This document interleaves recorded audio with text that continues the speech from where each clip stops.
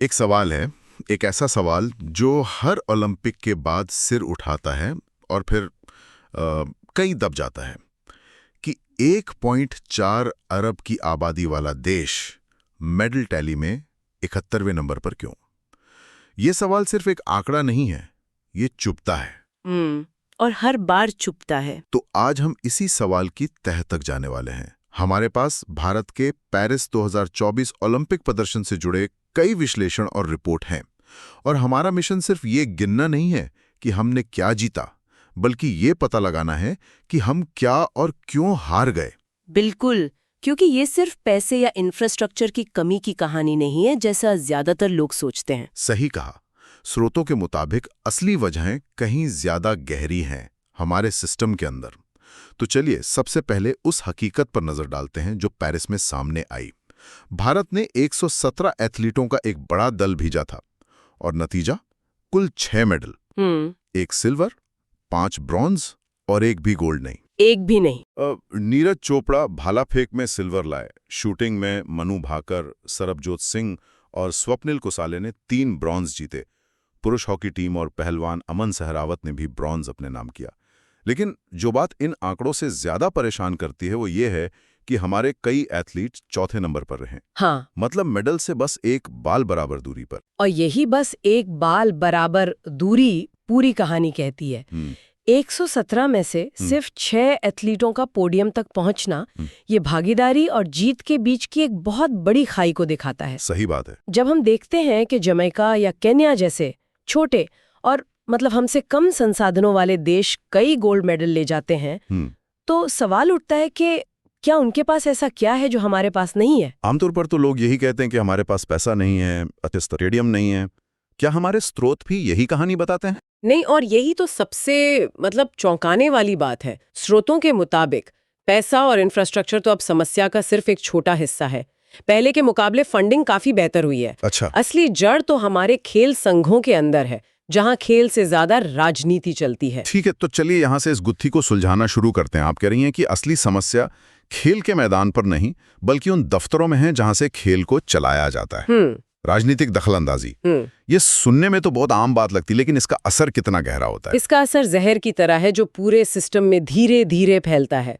जब हमारे ज्यादातर खेल संघों और परिषदों के अध्यक्ष कोई पूर्व खिलाड़ी या खेल विशेषज्ञ नहीं, बल्कि राजनेता होते हैं, जो कि ज्यादातर होते हैं। हाँ, तो फैसले खेल की भलाई के लिए नहीं, बल्कि राजनीतिक फायदे के लिए लिए जाते हैं। कोच का चुनाव, टीम का सिलेक्शन, विदेशी दौरों की मंजूरी, हर चीज पर राजनीति हावी हो जाती है। तो एक ऐसा माहौल बनता है जहां टैलेंट से ज्यादा शायद पहचान और भाई भतीजावाद को तवज्जो मिलती है। बिल्कुल। तो अगर संघों पर राजनेताओं का कब्जा है, तो इसका सीधा असर तो यही होगा कि अहम पदों पर भी विशेषज्ञ नहीं, बल्कि उनके अपने लोग बैठेंगे। हाँ, और यहीं से दूसरी बड़ी समस्या शुरू होती है। प्रमुख पदों पर ऐसे लोगों का होना जिनका खेल से दूर दूर तक कोई लेना देना नहीं है। अच्छा। जब खेल संघों को चलाने वाले लोग खेल विज्ञान, स्पोर्ट्स मैनेजमेंट या फिजिकल एजुकेशन को समझते ही नहीं, तो वो एथलीट केंद्रित नीतियां कैसे बना सकते हैं? तब प्रशासन का पूरा जोर एथलीट की परफॉर्मेंस सुधारने पर नहीं, बल्कि फाइलें पूरी करने पर लग जाता है। सही पकड़ा, नियम कायदे निभाने पर लग जाता है। मतलब एथलीट की ट्रेनिंग से ज्यादा जरूरी फाइल पूरी करना हो जाता है। हाँ? ये तो सुनने में अजीब लगता है। अजीब है, पर यही हकीकत है, और इसी से जुड़ी है नौकरशाही की समस्या। लाल फीताशाही। हाँ, इतनी ज्यादा है कि एक एथलीट के लिए मंजूर हुआ फंड या जरूरी उपकरण, उसको उस तक पहुंचने में महीनों लग जाते हैं। महीनों? हाँ, सोचिए, एक शूटर को नई राइफल चाहिए, हाँ। या एक धावक को विदेश में ट्रेनिंग के लिए जाना है, हाँ। लेकिन उसकी फाइल सरकारी दफ्तरों में धूल फांक रही है। जब तक मंजूरी मिलती है, तब तक तो तैयारी का सबसे कीमती वक्त ही हाथ से निकल चुका होता है। ये तो ऐसी बाधाएं हैं जो दिखाई देती हैं, लेकिन हमारे स्रोत एक ऐसी कमी की तरफ भी इशारा करते हैं जो दिखाई नहीं देती, पर शायद सबसे ज्यादा नुकसान पहुंचा रही है, और वो है खेल विज्ञान की अनदेखी। हाँ, ये हमारा सीक्रेट वेपन हो सकता था, जिसे हम इस्तेमाल ही नहीं कर रहे। आज के जमाने में ओलंपिक मेडल सिर्फ मेहनत और जुनून से नहीं जीते जाते, उनके पीछे पूरी एक साइंटिफिक टीम होती है। Biomechanics, nutrition, sports psychology, recovery management, ये सब आज खेल का क्या कहते हैं, एक अहम हिस्सा है। पर हमारे सिस्टम में इन चीजों को बड़े पैमाने पर नजरअंदाज किया जाता है। बायोमैकेनिक्स, ये शब्द सुनने में थोड़ा मुश्किल लगता है। क्या आप इसे आसान भाषा में समझा सकती हैं कि ये एक एथलीट की मदद कैसे करता है? जरूर। जैसे बायोमैकेनिक्स की बात करें, ये विज्ञान हमें बताता है कि एक भाला फेंकने वाला एथलीट, जैसे नीरज चोपड़ा, हाँ, वो किस एंगल पर भाला फेंके, दौड़ते हुए कितने कदम ले और शरीर का इस्तेमाल कैसे करे ताकि भाला ज्यादा से ज्यादा दूर जा सके। एक तैराक पानी में हाथ कैसे चलाए कि कम से ज्यादा ताकत मिले। हाँ, अच्छा। ये छोटी छोटी बारीकियां ही गोल्ड मेडल और चौथे स्थान का फर्क तय करती हैं। और हमारे सिस्टम में इसी वैज्ञानिक नजरिए की भारी कमी है। बिल्कुल। हम आज भी पुराने ढर्रे पर चल रहे हैं, जबकि दुनिया बहुत आगे निकल चुकी है। और ये समस्या सिर्फ टॉप लेवल पर नहीं है। अगर नींव ही कमजोर हो तो इमारत बुलंद कैसे होगी?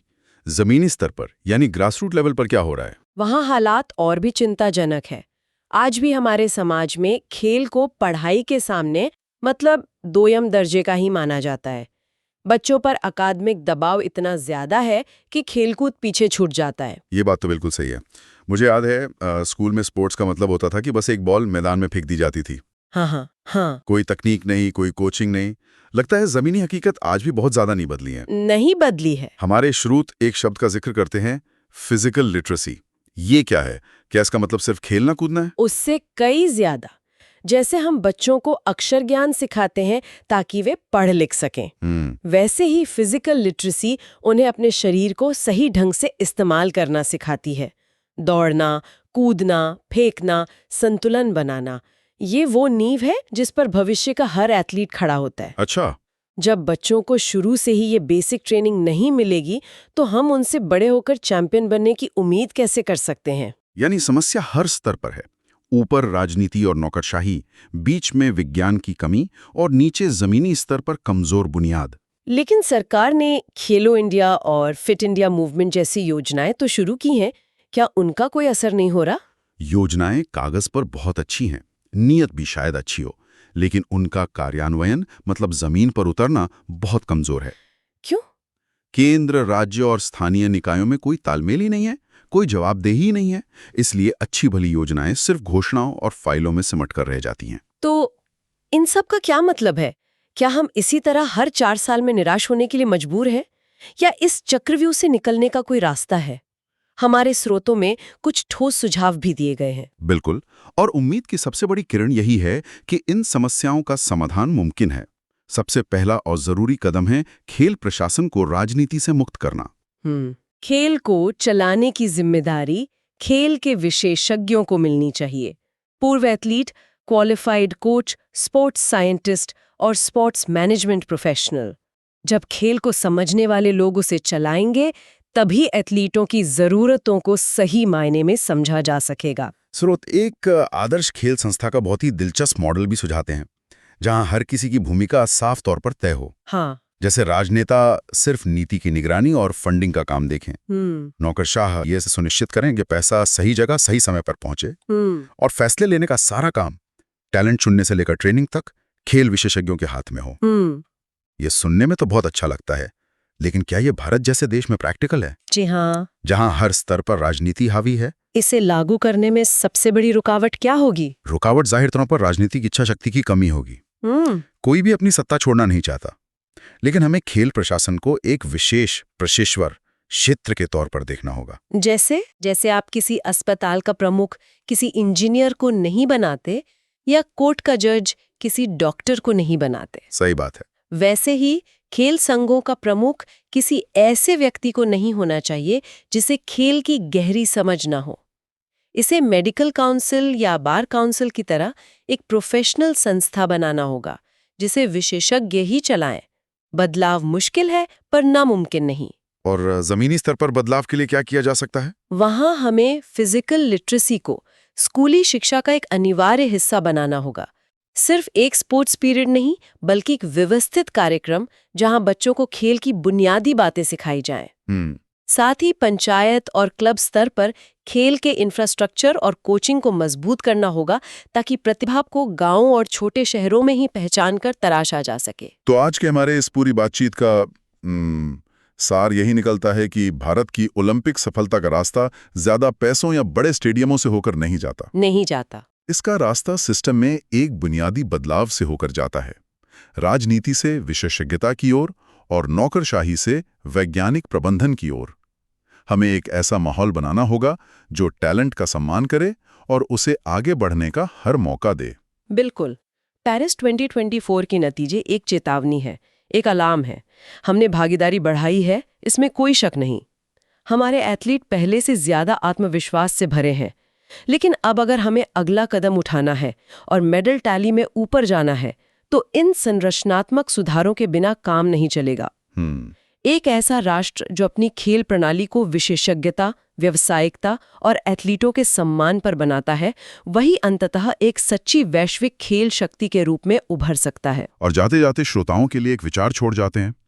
जरा सोचिए कि अगर हमारे खेल संघों के अध्यक्ष का चुनाव भी योग्यता और अनुभव के आधार पर ठीक वैसे ही होता जैसे किसी बड़ी कंपनी के सीईओ का होता है, तो क्या अगले ओलंपिक की तस्वीर कुछ और हो सकती है?